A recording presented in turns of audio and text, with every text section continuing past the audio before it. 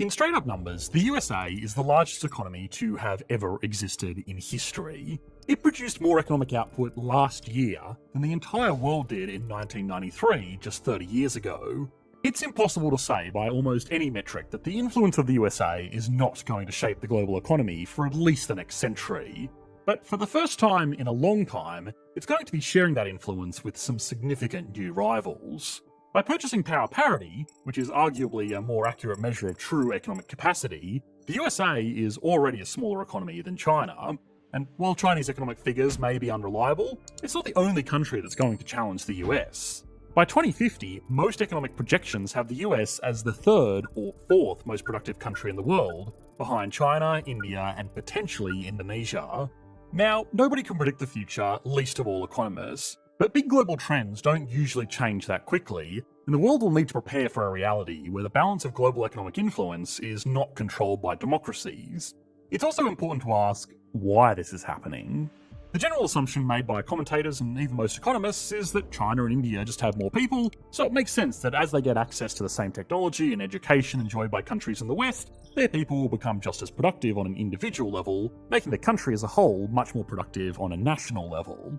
Now, there isn't anything necessarily wrong with this assumption, nor is there anything necessarily wrong with the USA not being the largest economy in the world, and for most of human history, it hasn't been. India and China becoming the world's largest economies would really just be a return to the status quo, with the last century being the unusual one. But is this change an inevitability? Well, some of the most influential economists in the world have said no. And they've also argued that the USA should take drastic actions like closing itself off to outside trade and defaulting on its debt, all to make sure it maintains its economic dominance. They've also argued that key decisions made in the last decades of the 20th century are to blame for the USA's falling international competitiveness, alongside a host of other issues like rising income inequality, stagnant wages, and less financial security for average people. Even if these arguments do seem extreme and perhaps even unconvincing, they can provide an amazing insight into the global cooperation and competition that has shaped our modern world so drastically in the last 4 decades. So, why is it so important that the USA maintain its economic dominance in the world? How would closing off its border and defaulting on its debt help this goal? And finally, were its policy decisions responsible for allowing other countries in the world to achieve the success they have today? To compare how nations perform, macroeconomists might do a linear regression analysis to see what effect one variable has on the other. For example, whether more government involvement provides a net benefit or a net burden to the market. Total global economic output, or gross domestic product, has increased significantly in the last 4 decades. It's now growing at the fastest rate in history, both in absolute and relative terms, which is great. That growth is coming at a time where more and more countries are struggling to break into the global middle class, weighed down by large debt burdens and economic mismanagement.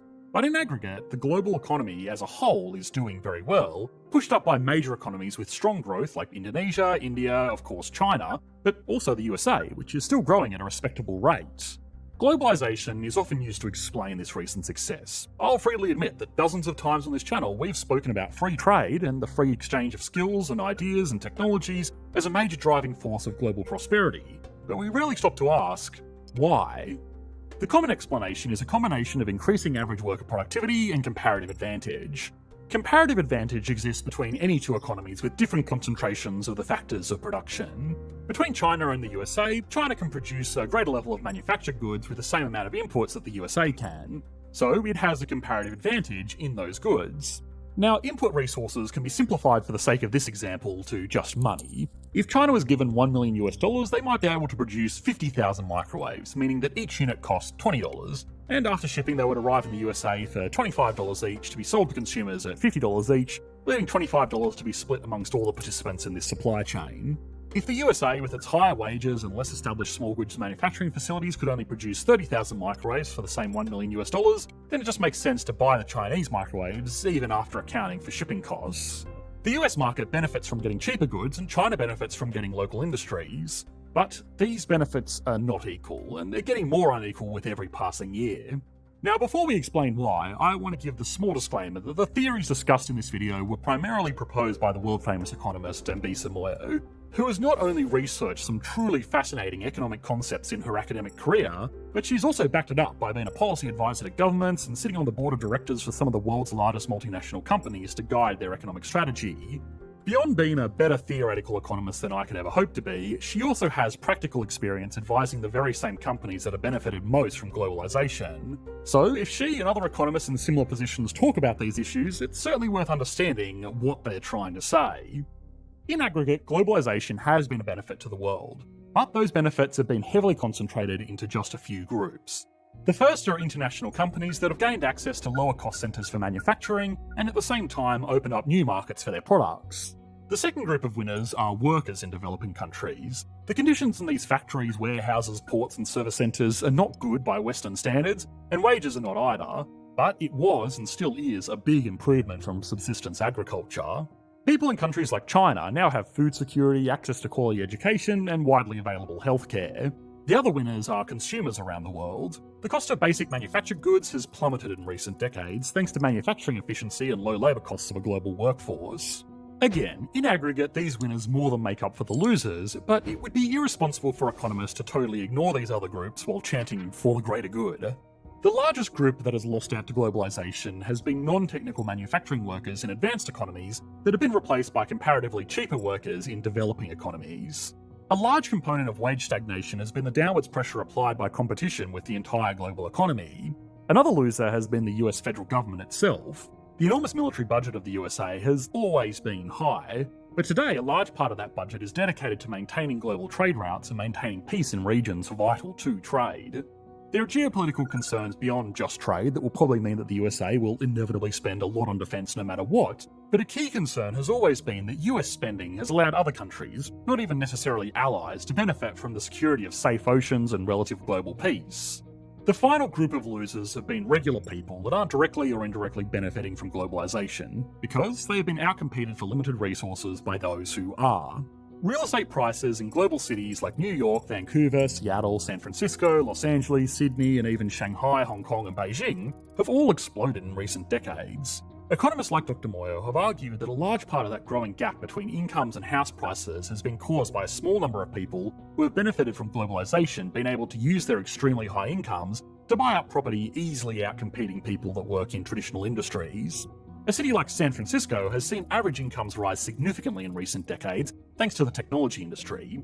Technology is one of the USA's largest exports. The big technology companies based around this city wouldn't be nearly as big if they only sold phones, computers, and digital services to the US market. These companies instead bring in money from all over the world and pay it out to extremely high income earning individuals in equally highly value adding roles. If an employee at one of these companies designs a piece of software that can be replicated and sold all over the world, then their labour is added much more value than if that software was only sold in the United States. So they can be paid a higher wage and afford more expensive homes, easily outcompeting people that only produce goods for the domestic markets. The other problem is that technological superiority is not guaranteed. In doing business around the world, the USA and other traditionally advanced economies have shared their technology with developing countries so they could manufacture their consumer goods. Today, global companies are catching up. China is developing their own aircraft, building their own global tech companies, and they're already home to the world's largest EV manufacturer. While again, this is a great thing for the global economy as a whole, it does give away the competitive edge that these economies have always had, all in exchange for slightly cheaper consumer goods. The economists working with this theory have also identified that, all other things being equal, lower cost consumer goods are great. But they're not if they come at the expense of building a better economy.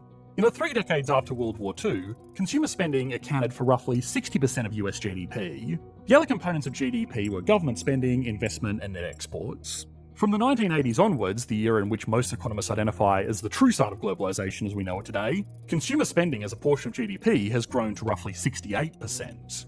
Now, an increase of 8% might not sound significant, but it means that the other components of GDP, investment, government spending, and net exports, have shrunk from 40% of total output to just 32%, an absolute decline of nearly 25%. This means that the US has dedicated most of its economy to satisfying consumption over investment or government spending that could be used to provide public utilities. Consumption is fine. It's the end goal of any economy to improve living standards. But overconsumption that comes at the expense of maintaining infrastructure or giving capital to promising industries is going to hurt the economy long term, because those investments increase the economy's capacity to produce even more in the future. The most visible area to see this is in infrastructure. While most infrastructure in the West is getting old and barely being maintained, developing economies, in particular China, but also Indonesia, the Gulf states, Thailand, Vietnam, and Eastern Europe, We're all building out new modern ports, rail lines, power plants, and even tourist attractions to facilitate local industry. These are big projects that have collectively cost trillions of dollars across these economies. That's trillions of dollars that could have been given directly to people that on average earn much less than people in the West. But the decision was made to do this anyway because the hope is that it will provide even more value to these economies in the future. Too much of a good thing is still better than not enough. The last challenge is debt. The USA and other advanced Western economies owe a lot of money to, well, one developing economy in particular. Household debt has also become an issue, accelerated by income disparities that, as we saw earlier, was in turn accelerated by globalization. As people struggle to keep up with rising house prices and cost of living increases on stagnating wages, they're taking on more debt to make up the difference. That debt has been highly focused into real estate, which most people see as their primary investment. An idea which has been supported by a lot of governments in a lot of advanced economies through tax incentives and subsidies that artificially attempt to make real estate a more attractive investment than alternatives like shares that could fund productive companies. Even if you don't agree with the theories of these economists, it's a fascinating insight into how decisions made about global trade and cooperation have impacted all areas of our modern economies in ways that don't seem immediately obvious. But if countries like the USA really are getting the short end of the globalization stick, then what are the solutions? The most sensible solution would be to encourage investment over consumption, but not favour one type of investment over another. In addition, the US should enact policies that protect local industries, especially those that provide a lot of employment, instead of concentrating it into the hands of a few highly skilled employees. This is already happening. The trend of friendshoring and onshoring has been growing since even before 2020, and was of course heavily accelerated by the global pandemic. Advances in automation too are going to reduce dependency on outsourced labour, because machinery is starting to produce even highly technical items at lower prices than even the cheapest human labourers. Those were the practical solutions, but not the solution that Dr. Moyo and other economists get the most attention for. Their extreme solution was for the USA to totally shut itself off from the outside world, default on its debts, and focus on building its domestic industries to be entirely self-sufficient. Now, that does sound crazy. But before the Second World War, and even before the 1980s, that's pretty much how the US was run. Its growth rate during that period was similar to its growth rate now, and today it has an even higher capacity for self-sufficiency since it can provide for its own energy needs. This shock would hurt the American economy, but it would hurt competitor economies a lot more. China gets a lot of its economic power from holding US debt and providing the US with cheap imports. If it lost both of those instantly, it would probably completely cripple their economy. An economy that really needs to keep improving for their current regime to stay in power. In reality, of course, I'm sure that Dr. Moyo knows that these extreme measures are never going to be taken, and they probably included it to start the conversation or drum up some attention for their book sales. But if for nothing else other than a thought experiment, it does make even the most passionate globalist economists rethink who the real winners are.